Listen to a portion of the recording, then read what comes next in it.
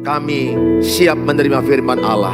Yang siap sama-sama katakan amin. Tepuk tangan yang meriah bagi Tuhan Yesus. Please sit down. Welcome home GB Pelita. Shalom. Ya, senang ketemu dengan Bapak Ibu Saudara dan saudara juga yang di live streaming. Shalom. Tuhan Yesus berkati saudara.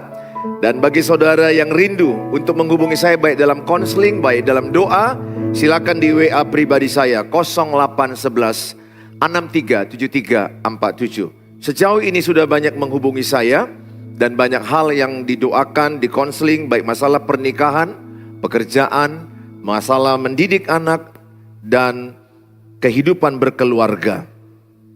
Saya senang mengkonseling orang. Sebisa saya, sedapat-dapatnya saya akan konseling, saya support, saya motivasi supaya datang ke Tuhan Yesus dan jangan pernah putus asa. Hari ini firman Tuhan dengan tema yang sangat bagus, yaitu komitmen beribadah. Sangat penting kita belajar dari Yosua yang meninggal di usia 110 tahun. Dia berhasil membawa 12 suku Israel masuk ke tanah Kanaan, ke tanah perjanjian.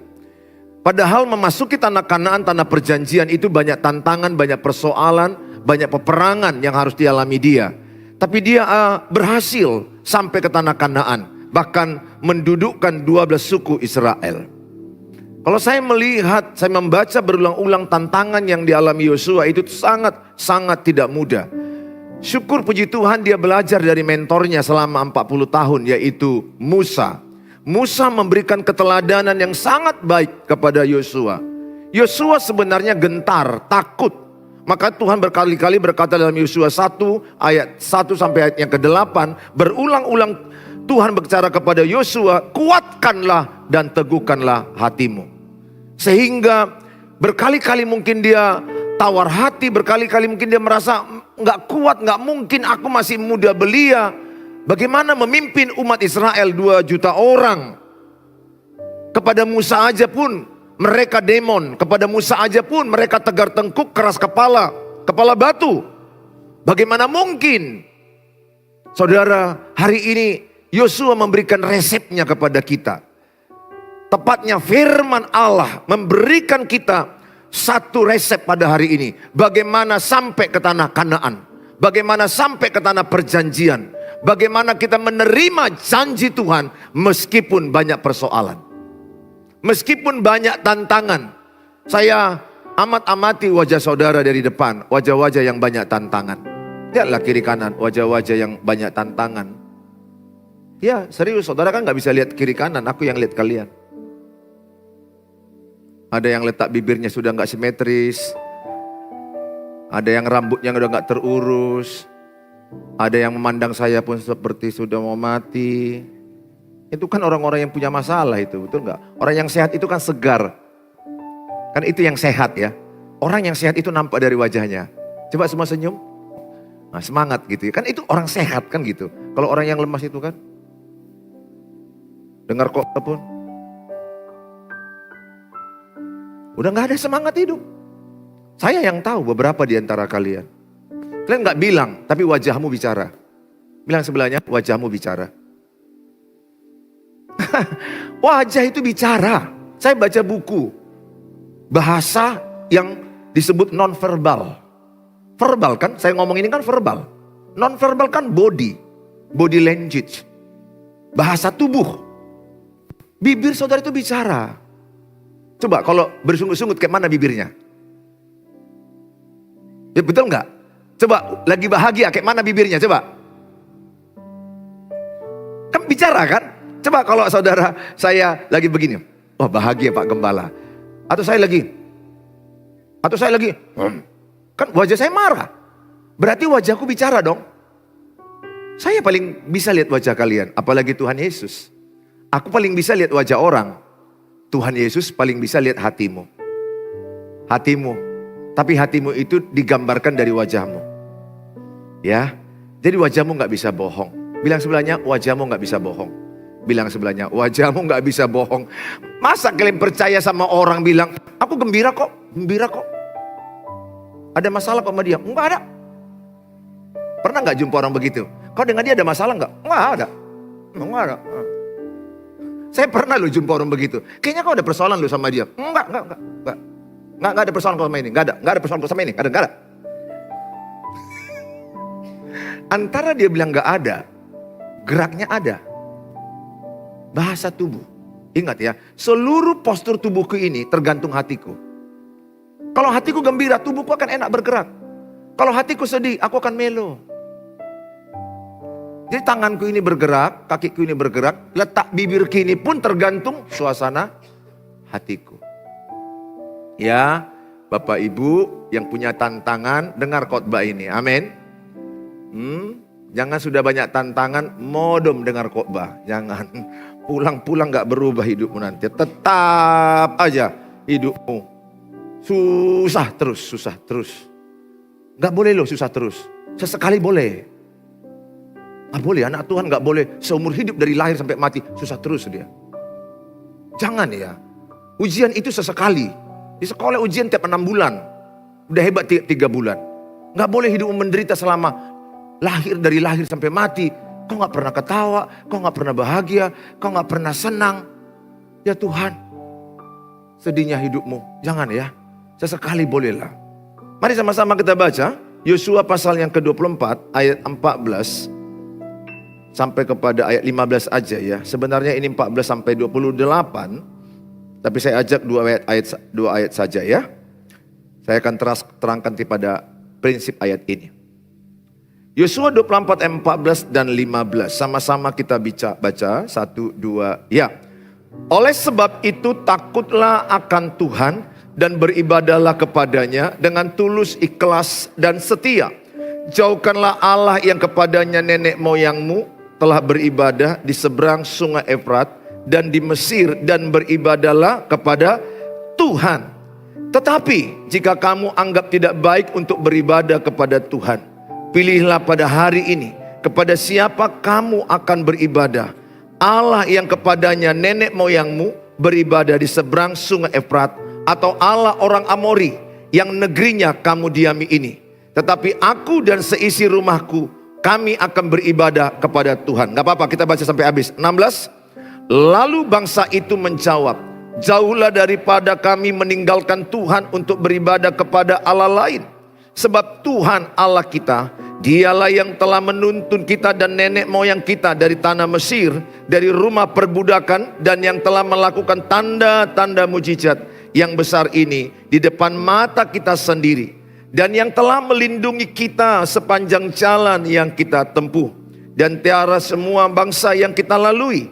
Tuhan menghalau semua bangsa dan orang Amori, penduduk negeri ini, dari depan kita. Kami pun akan beribadah kepada Tuhan, sebab dialah Allah kita. 19.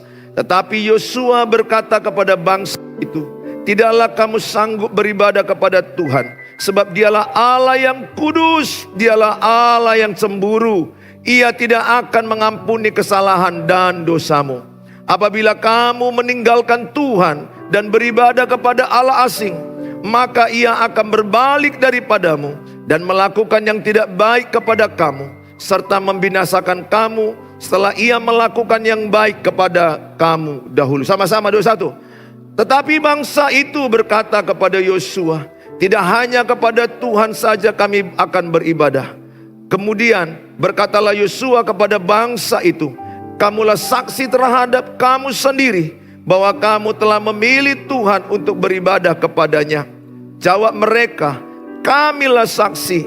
Ia berkata, maka sekarang jauhkanlah Allah asing yang ada di tengah-tengah kamu, dan condongkanlah hatimu kepada Tuhan Allah Israel. Lalu jawab bungsu itu kepada Yosua, kepada Tuhan Allah kita, kami akan beribadah dan firman-Nya akan kami dengarkan. Pada hari itu juga Yosua mengikat perjanjian dengan bangsa itu dan membuat ketetapan dan peraturan bagi di Sikem. Yosua menuliskan semuanya itu dalam kitab hukum Allah. Lalu ia mengambil batu yang besar dan mendirikannya di sana, di bawah pohon besar, di tempat kudus Tuhan. Kata Yosua kepada seluruh bangsa itu, sesungguhnya batu inilah akan menjadi saksi terhadap kita, sebab telah didengarnya segala firman Tuhan yang diucapkannya kepada kita. Sebab itu batu ini akan menjadi saksi terhadap kamu, supaya kamu jangan menyangkal Allahmu. Sesudah itu Yosua melepas bangsa itu masing-masing ke milik pusakanya, melepaskan 12 suku Israel ke tanah perjanjian. Saudara, pengalaman daripada Yosua melihat bangsa Israel yang dipimpin oleh Musa, mentornya, selama 40 tahun. Teladan hidup Musa sangat berpengaruh kepada dia, karena Musa menunjukkan teladan hidup untuk mencari Tuhan dengan sungguh-sungguh, dengan hati yang tulus, dengan rendah hati, memimpin dengan rendah hati dan tegas. Yosua sangat terberkati dengan mentor, dengan gurunya yang mengajarkan bagaimana menghadapi tantangan demi tantangan. Di dalam perjalanan kepemimpinan Musa, orang Israel berulang-ulang bersungut-sungut. Salah satu dosa Israel yang terbesar, 5 dosa yang terbesar, salah satu adalah bersungut-sungut. Yang kedua adalah berhala. Ketiga adalah masalah percabulan. Saudara, bersungut-sungut itu kenapa dianggap Tuhan masalah besar? Karena bersungut-sungut itu artinya tidak percaya Tuhan. Itu bersungut-sungut. Bersungut-sungut itu artinya saya tidak percaya Tuhan menolong hidup saya. Saya tidak percaya kuasa Tuhan mengubah hidup saya. Itu bersungut-sungut. Saudara, mungkin bagi kita bersungut-sungut itu sepele, tapi bagi Tuhan itu serius. Makanya 5 dosa Israel terbesar, bersungut-sungut itu akibatnya 1 Korintus 10 ayat 10, Israel mati binasa di padang gurun. Artinya bersungut-sungut itu mengundang roh kematian. Jadi bagaimanapun beratnya masalah kita, genapilah firman Tuhan. 1 Tesalonika 5 ayat 18, mengucap syukurlah dalam segala hal, sebab itulah yang diinginkan Kristus padamu. Jadi kalaupun masalahmu hari ini berat Bapak Ibu, saya hanya katakan dalam nama Tuhan Yesus, 1 kata pun, jangan ada sungut-sungut. 1 kata pun, seberat apapun hidup kita, haramkan.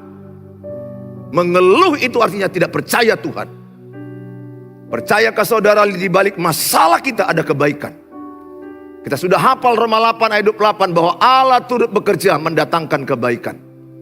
1 Korintus 10 ayat 13 bahwa pencobaan yang kita alami tidak melebihi kekuatan kita. Dia sudah menggaransi, saya lebih kuat dari masalah saya. Saudara lebih kuat dari masalah saudara. Itu sudah digaransi Tuhan. Sehingga saudara pegang itu. Mau seberat apa masalahmu, pegang kata Tuhan. Engkau lebih kuat dari masalah itu. Saudara harus jadi komitmenmu cari Tuhan. Yang membuat Yosua melihat Musa menang. Musa capek loh, lihat orang Israel yang bersungut-sungut. Sikit-sikit gak ada air, gak ada makanan. Mereka nyanyi, pulangkan saja aku pada ibuku, atau ke Mesir. Dulu kau berjanji banyak makanan dan minuman.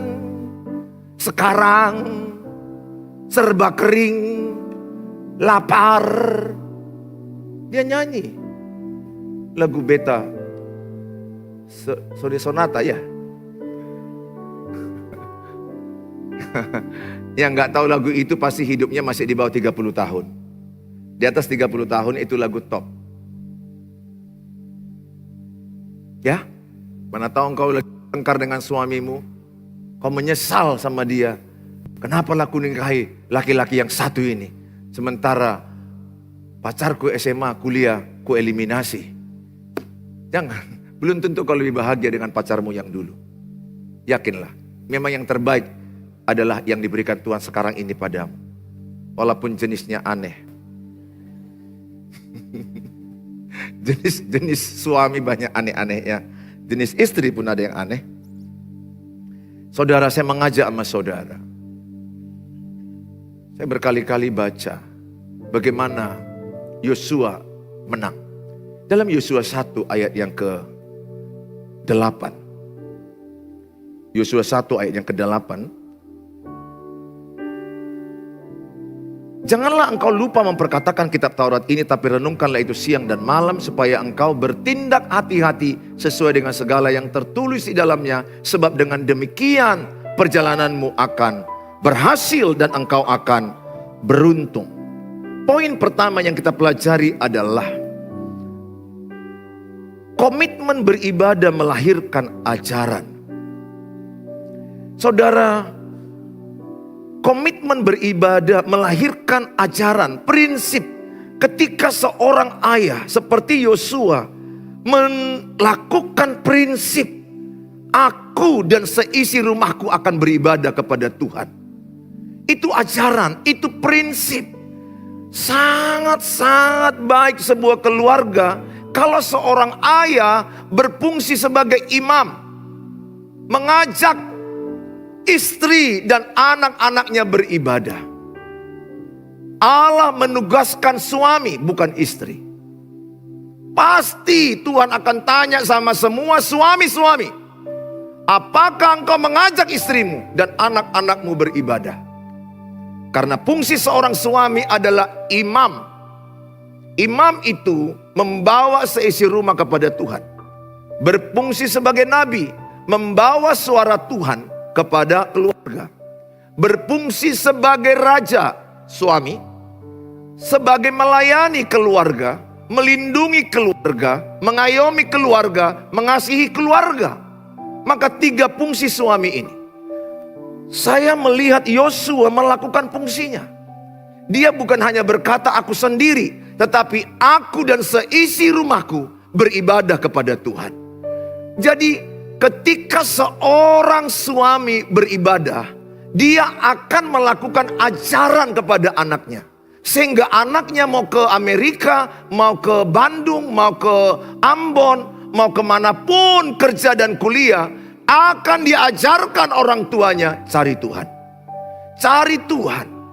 Sangat penting ayah, ibu tanamkan sama anak-anak muda sekarang ini. Yang sikit-sikit galau, yang sikit-sikit putus asa. Yang disebut mereka ini adalah generasi stroberi.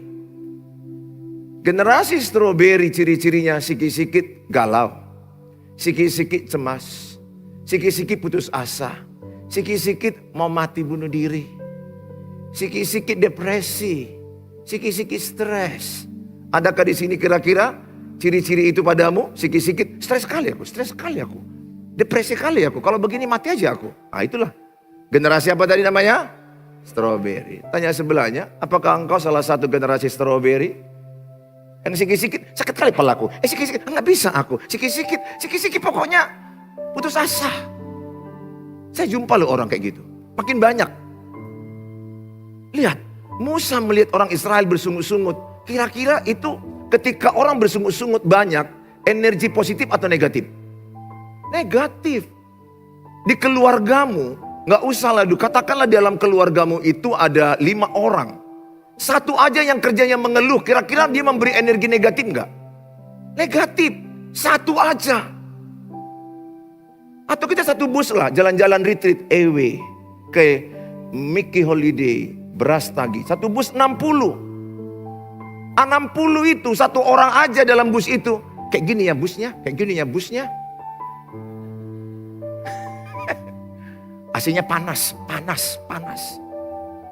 Kira-kira dia mengkameri nggak kepada yang 59 lagi? 60 loh, 60. Yang 60-nya happy ya, happy ye. Udah enak yang 59-nya. Udah enak yang 59 itu, wah nyanyi. Saya senang jadi anak Tuhan, ciluk bah. Udah senang. Kan enak kan, paling enak retreat itu kan di mobil main gitar, lihat pohon, lagu-lagu sekolah minggu. Jangan pula lagi retreat, lagu-lagu kematian, lagu-lagu. Janganlah ya. Tapi 59 ini, satu orang aja atau 2 orang, branding pula orang itu. Agak kuat pula suaranya. Sempit kali mobil ini. Panas. Mana lagi uang retreat mahal. Panitia ini nggak beres. Yang 58 lagi berhasil nggak digugurkannya? 2 loh, 2 lawan 58. Yang 58 tadi, happy ya, happy ye. Mau kepalanya mau dia, ya. Karena panitia udah mati-matian. Semalaman gak tidur.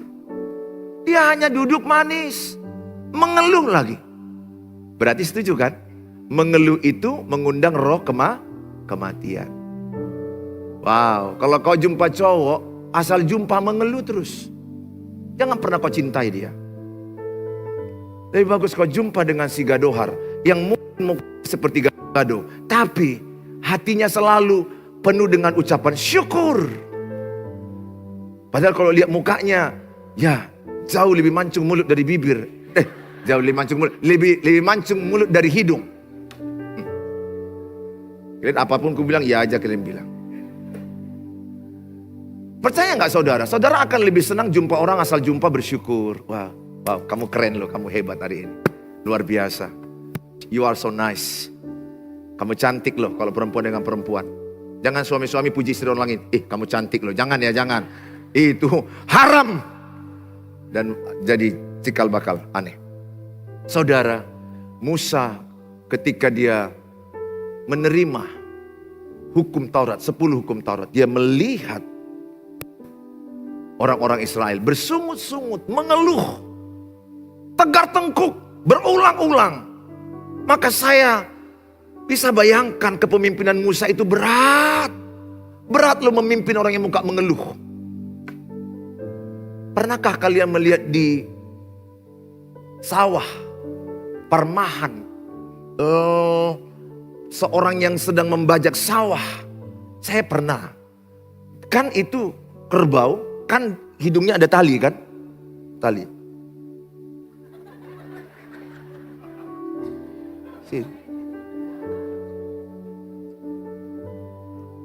Nah saudara, maka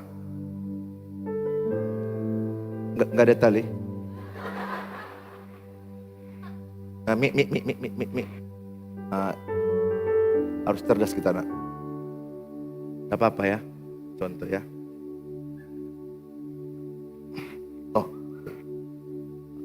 Bayangkan. Kubayangkan si Musa seperti ini memimpin.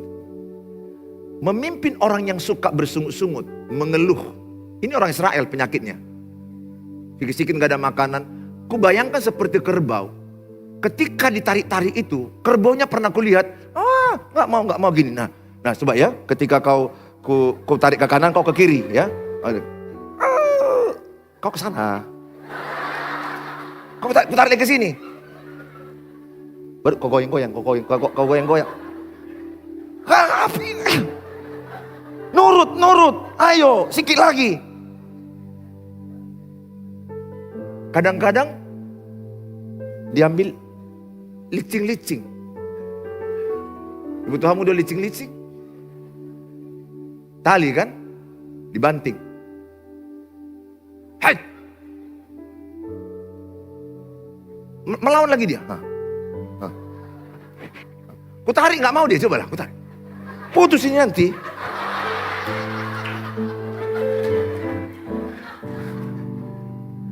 Aku bayangkan memimpin orang yang suka mengeluh. Sakitnya bukan main. Bayangkan ratusan ribu, jutaan mengeluh. Aku pun bingung kenapa sampai dimasukkan Tuhan. Bersungut-sungut itu dosa besar. Karena memang bersungut-sungut itu mendatangkan kematian.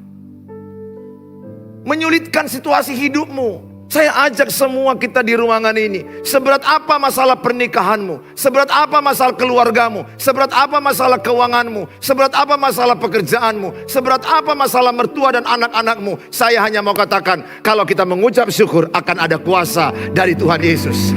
Akan ada mujizat dari Tuhan Yesus. Mengucap syukurlah dalam segala hal.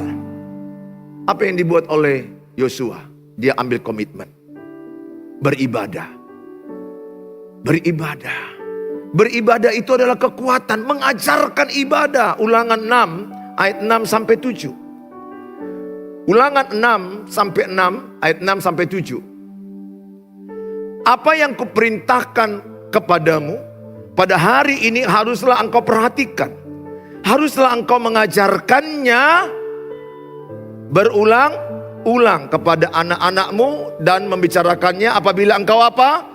Duduk di rumahmu, apabila engkau sedang dalam perjalanan medan berastagi, apabila engkau berbaring golek-golek di ruang tengah, apabila engkau bangun tidur, kau lihat anak-anakmu. Jadi mengajarkan sama anak-anak mencari Tuhan, beribadah berulang-ulang.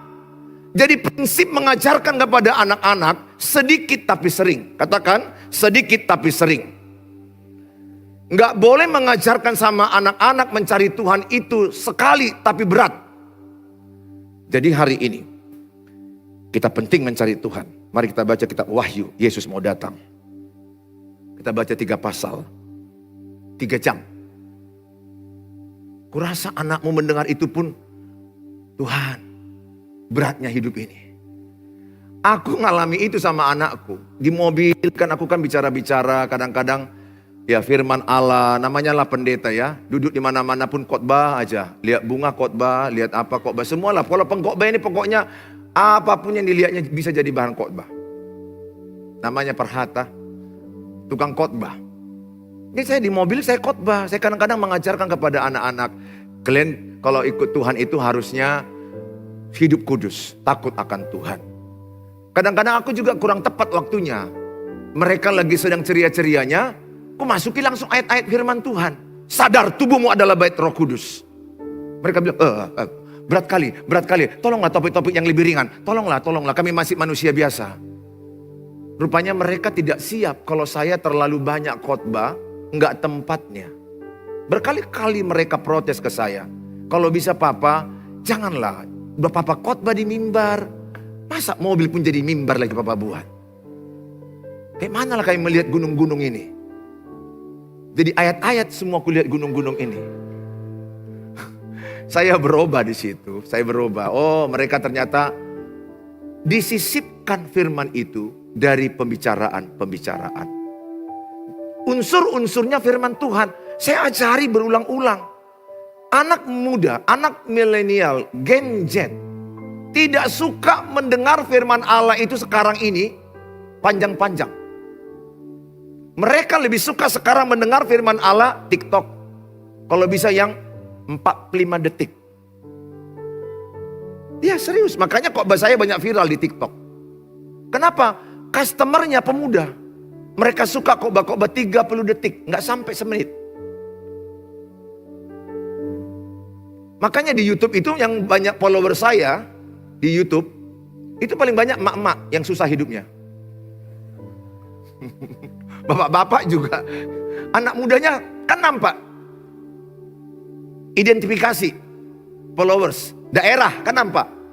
Saya nampak itu ada yang luar negeri, ada Malaysia, Thailand, Filipina, Amerika, Hong Kong. Itu nampak, langsung nampak subscribe-nya dari mana saja. Usia, nampak dia kalau di YouTube, mak-mak banyak kali. Jadi mak-mak kawan saya ada di sana. Mereka selalu lihat video saya ini. Mereka selalu tonton, mereka selalu nanti. Di TikTok, yang banyak viral itu banyak anak-anak muda, Gen Z, Gen milenial. Mereka gak suka. Makanya anak-anakmu di rumah, lebih bagus tanamkan firman Allah sedikit tapi sering. Saat duduk, saat dalam perjalanan, saat berbaring. Sampaikan sikit-sikit tapi sering. Jangan banyak-banyak, jangan sekali waktu, jangan. Mereka nolak. 1 Timotius 4 ayat yang ke-8. Mari sama-sama kita baca. 1 Timotius 4 ayat yang ke-8. 1, 2 ya. Latihan badani terbatas gunanya. Tetapi ibadah itu berguna dalam segala hal. Karena mengandung janji. Baik untuk hidup maupun untuk hidup yang akan datang. Tadi pagi saya olahraga 1 jam. Jam 7 sampai jam 8. Saya masih sempat keliling jalan kaki 1 jam. Baguslah, penting itu, penting. Saya merasa lebih sehat setelah saya konsisten sekarang ini olahraga 1 jam. Jalan cepat, jalan cepat. Kalau saya lari udah nggak bisa. Nah, olahraga badani ini bagus, latih badani bagus. Saudara juga harus latih jam tidur. Jam tidur kalau bisa jangan lewat jam 11. Tanya sebelahnya, jam berapa kau tidur? Tanya sebelahnya, tanya lu sebelahnya. Supaya dengar khotbah pun jangan gini-gini, dia gini-gini. Baru kita bilang, oh roh tidur, roh. Nggak ada roh tidur. Dasar tidak ada waktu, tidak atur waktu tidur. Ada orang tidur jam 2, jam 3, nggak bagus. Sel cancer akan tumbuh. Kanker akan tumbuh. Akan mudah masuk kepada orang yang tidurnya itu di atas jam 2. Karena ada namanya detox. Pengeluaran racun dari fungsi hati. Mulai itu jam-jam 11. Jam 11 sampai jam-jam 3 itu ada namanya hati mengeluarkan racun. Detox. Penting sekali. Jadi kalau udah jam 1 itu jam-jam yang tidak bagus. Sesekali oke lah. Karena nonton bola. Walaupun kalah. Gak apa-apa. Yang penting kita tonton. Kita tetap support dan dukung. Nah saudara. Latihan badannya itu bagus. Jaga diet pun bagus. Ya, kalau kita mau lebih berat badan ideal. Jaga diet. Ya, jangan seperti yang kulihat ada orang nggak diet, nggak jaga makan, nimbang di klinikku. Naik timbangannya, disepaknya timbangan itu. Dia bilang nggak benar ini timbangan ini, di sini naik aku 3 kilo. Dia mencari timbangan yang membuat dia maunya lebih turun berat badannya. Perempuan kadang-kadang kan nggak fair ya. Kalau dia foto badannya besar, nggak, aku terima. Buat kecil. Aku capek kali kadang-kadang foto istriku sama anak-anak, aku capek kali. Ini mana? Enggak, aku besar. Nah, buat kecil. Mana buat kecil kalau kau besar dalam hatiku? Kan kayak mana? Kan bingung juga kita. Enggelnya. Kadang untuk satu foto aja, bisa aku 100 kali foto. Trek. Tuhan tolonglah aku, Tuhan udah capek aku ini. Tapi gak boleh mengeluh kan? Ku fotoi juga. Gak ada salahnya. Segala berat badanmu dengan olahraga, itu bagus. Pola makan itu bagus, pola tidur itu bagus, pola pikir itu bagus. Tapi itu terbatas. Sejaga-jaganya pun makanan, sejaga-jaganya pun engkau olahraga. Kata Alkitab hidup manusia Mazmur 90 ayat 10.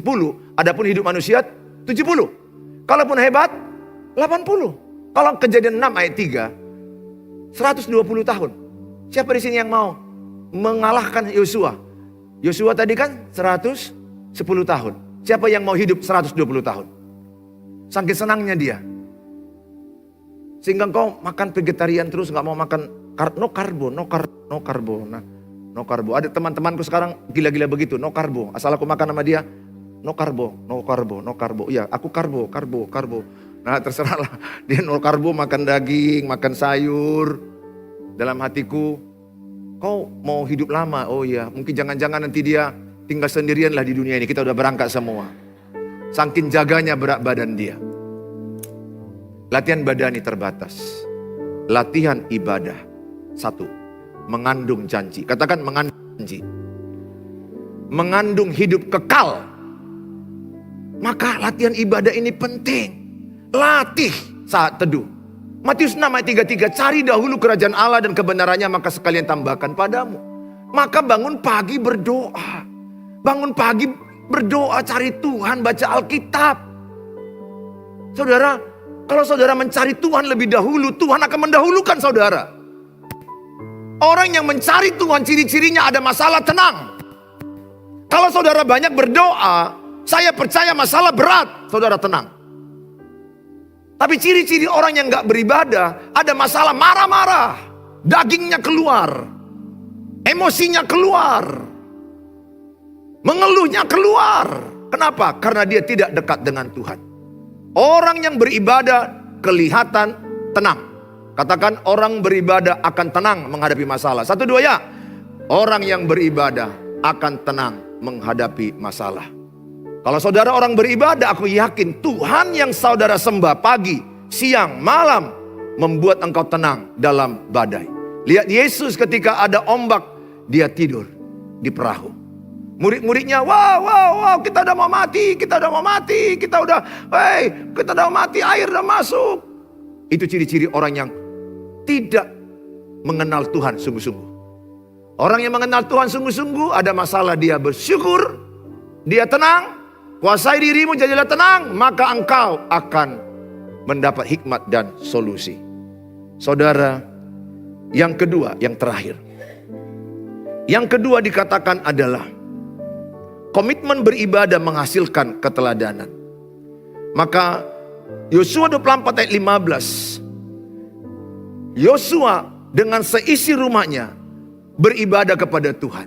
Sehingga orang-orang Israel pun berkata, sebagaimana engkau beribadah kepada Tuhan, dan kami sudah melihat Tuhan yang kita sembah menolong kita, maka kami juga berkomitmen sama seperti engkau. Kami akan beribadah kepada Allah yang hidup. Kami tidak lagi beribadah kepada patung-patung. Kami tidak lagi beribadah kepada dewa-dewa. Maka Yosua berkata, engkaulah saksi atas perkataanmu itu. Sehingga mereka mengambil komitmen, melihat keteladanan orang yang beribadah. Dengar, bagi saudara yang sudah melayani di mimbar, tunjukkanlah cara hidupmu kepada orang-orang yang dilayani. Bagi saudara yang beribadah, tunjukkanlah cara hidupmu kepada orang yang tidak beribadah. Ada perbedaannya. Kalau kita sudah beribadah, saya katakan saya dekat dengan Tuhan. Saya katakan saya mengasihi Tuhan. Saya katakan saya pagi setengah jam, 1 jam. Saya katakan saya baca Alkitab habis. Tapi kalau ada masalah saya tidak tenang. Atau hidup saya jadi batu sandungan. Keteladanan hidup dilihat dari cara hidup. 1 Timotius 3 ayat 2 Timotius 3 ayat yang ke-10. 2 Timotius 3 ayat 10. Di kepemimpinan Yosua sampai matinya semua Israel beribadah kepada Allah. Kenapa? Karena ada figur, karena ada teladan yang diajarkan, pengaruh mencari Tuhan. Sehingga saya berdoa, teladan hidupmu dicontoh anak-anakmu, cucu-cucumu. Saya sangat berjuang. Cucuku belum datang. Si Hani mau menikah tahun depan. Berarti berapa tahun lagi dia akan ada cucu. Berarti saya yang, bukan si Hani punya cucu, saya yang punya cucu. Saya punya cucu. Sebelum dia lahir, aku sudah mempersiapkan diri supaya aku menjadi teladan. Itulah Timotius, dia punya nenek, punya ibu, Eunike. Dia punya teladan. Teladan ibu dan bapak berdoa cari Tuhan. Kalau ada masalah jangan bertengkar suami istri. Tolonglah suami istri. Kasihani anakmu itu. Gak bosan kalian bertengkar.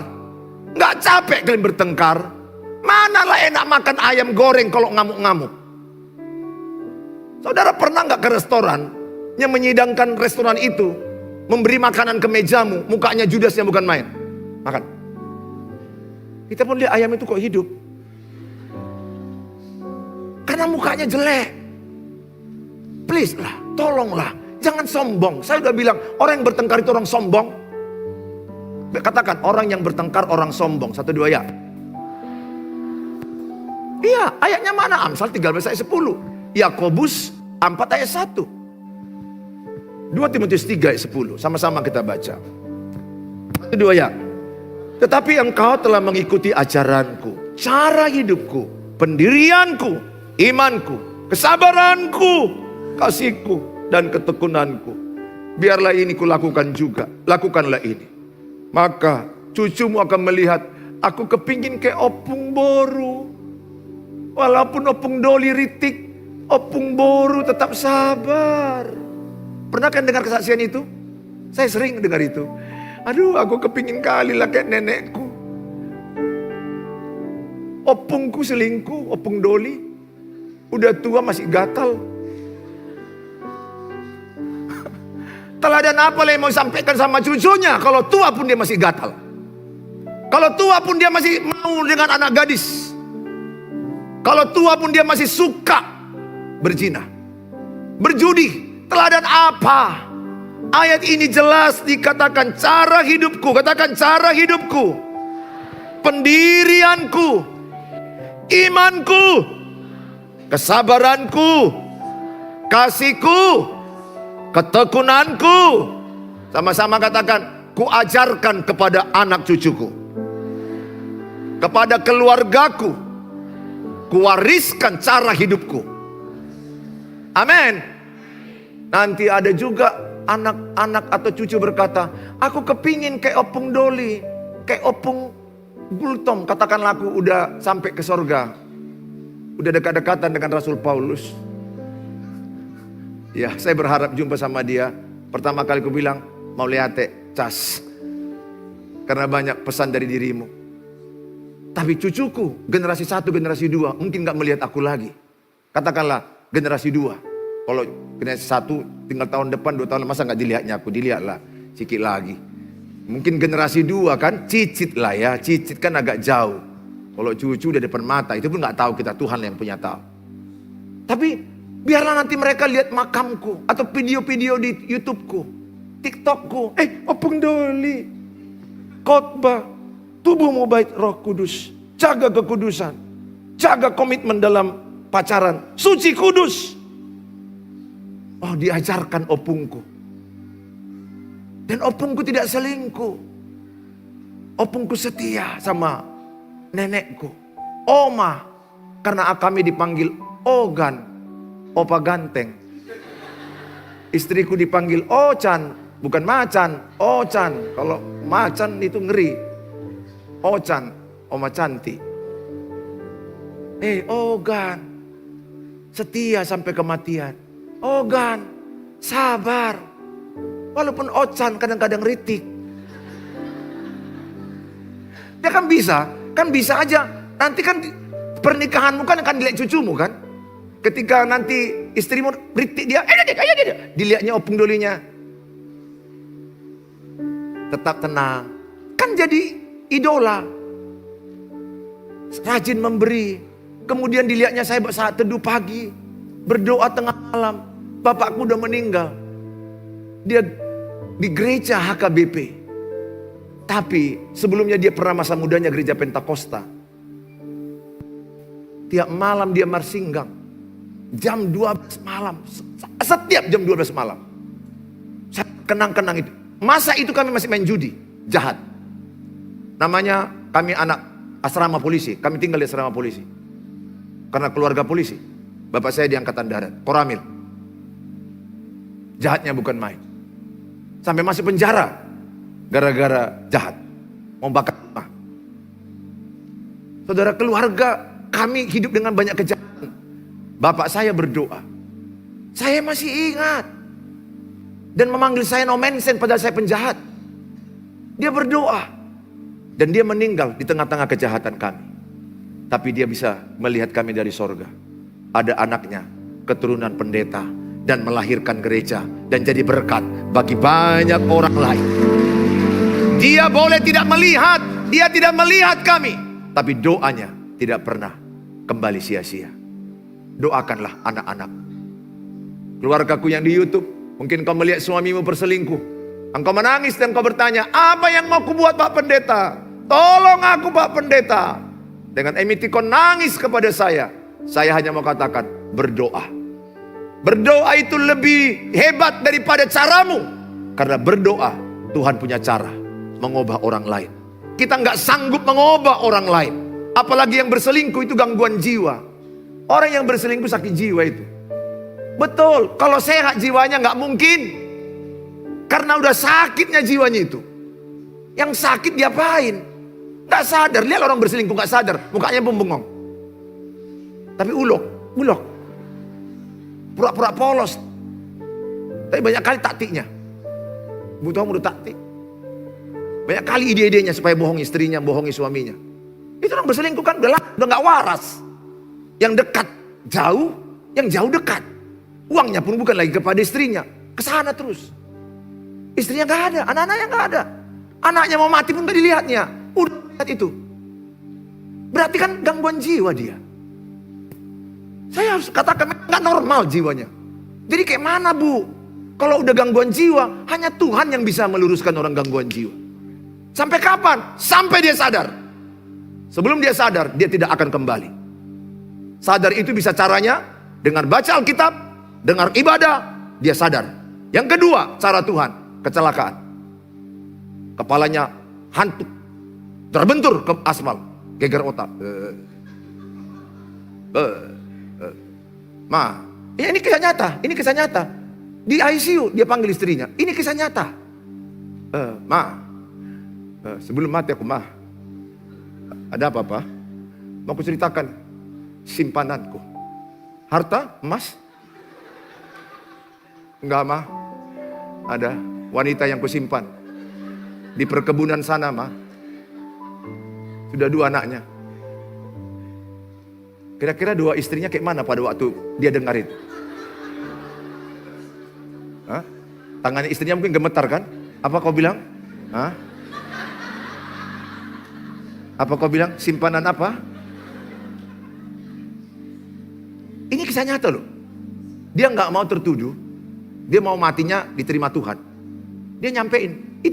Ini kisah nyata. Dia takut mati masuk neraka. Ampuni aku, Ma. Ampuni aku, Ma. Ingat ya. Istrimu yang pertama itu yang merawatmu sakit. Selingkuhanmu itu hanya seks dan uang. Kalau sudah tidak ada uangmu lagi, engkau terbuang.